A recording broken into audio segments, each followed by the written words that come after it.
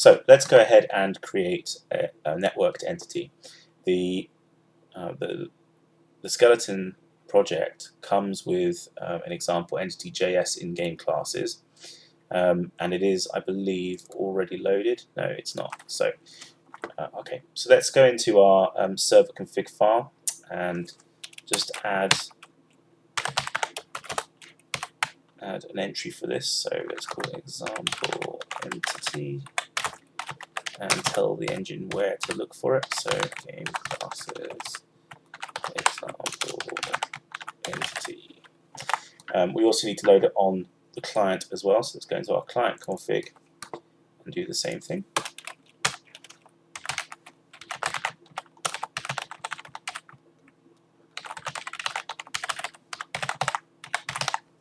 Now you'll notice on your server config that we had a name as well as a path, and we didn't bother adding .js. I mean, you can if you want to, but Node already knows it's loading a JavaScript file, so you don't really need to do that.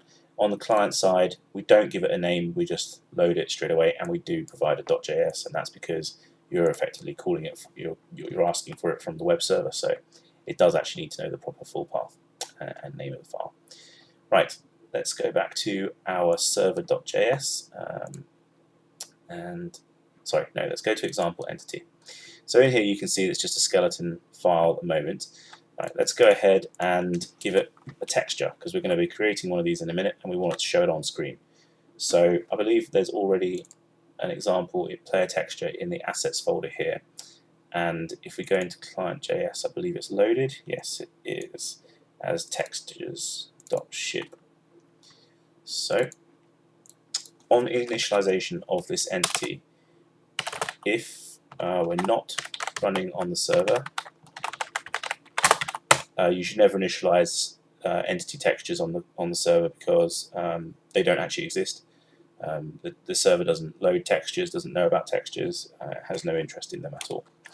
So we just say that this flag IGE is server just is a boolean true or false, and if it's running on the server, it'll be true, and if it's running on the client, it'll be false. So we're just checking that it's false, because if this class will be instantiated on both client and server side, and therefore we need to make sure that the code executes perfectly in both environments. So if not server, then we're going to provide a texture for this. So we'll say this.texture is IGE.client.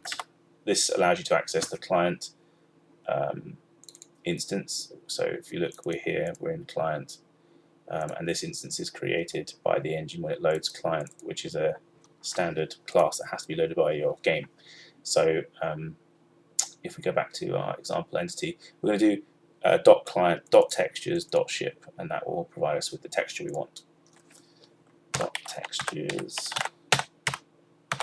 .ship, and there we go. We're also, I think we probably want to give a width and a height to our entity. So .width, let's just say 50 pixels, and the same for height. The texture, the ship texture is actually a smart texture. It's a JS file, and if you look, all it's doing is drawing a triangle using the standard canvas path and stroke methods. If you are not familiar with the canvas methods that are doing this, you can have a look on MDN, the Mozilla Developer Network, or just Google it. You'll find lots of information about that. And we'll cover in much more detail the smart texture system at a later time. But suffice it to say that if you're creating a smart texture, you need to create an object called image in all cases with a render method. And the render method will pass the context of the canvas and the entity object that the texture relates to, and that allows you to draw anything you want onto the canvas context. The context will already be transformed to the center of your entity, so you can literally just start drawing and you'll know that you're drawing at the right place for that entity. Anyway, so let's go back to our entity. So we've given it a texture now, and let's just save that and see if we can get that working on the client. So in order to load your client, you always need your server running. So first of all, let's just run the server again. Let's grab our example and load. That's all fine and working. Now in our client.js,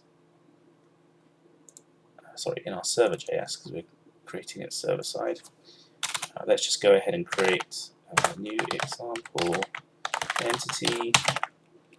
We're going to give it an ID as well, xent, so we can reference it later if required. And we also want to mount that entity to the base scene. So IGE dollar base scene. IGE.dollar is kind of like jQuery. You don't put a hash because it's always IDs, and it's the ID of the object. We load base scene is already loaded, as I said earlier, in IGE base scene, which is like just loads a base scene object and a viewport, as I mentioned earlier. So that's how you grab the base scene, and we are mounting this entity to the base scene, and that's done on the server. Now, if we were to reload the server now, okay, so that's actually mounted it now. You load it on a client, and you still won't see the entity. And the reason for that is that entities only exist on the server until you tell it to start streaming that entity. So in here, we're just going to put stream mode 1. Now, stream mode 1 just means it's automatic. As soon as a client connects, it'll automatically start streaming data about this entity to that client. So here we go. Let's reload the server again. All right, and there we are. Our entity is there because we've reconnected, but let's just refresh so you can see that happen again.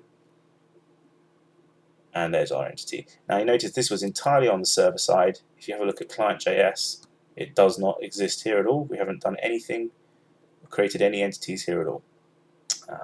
So it's all automatic, all instantaneous, and you can even see the client has acknowledged that it has created an entity from the stream entity created with ID xent. And now if we look at our scene graph, you'll see it there. So we've got our base scene and xent. If we click on this, it'll actually show you the axis aligned bounding box around that entity.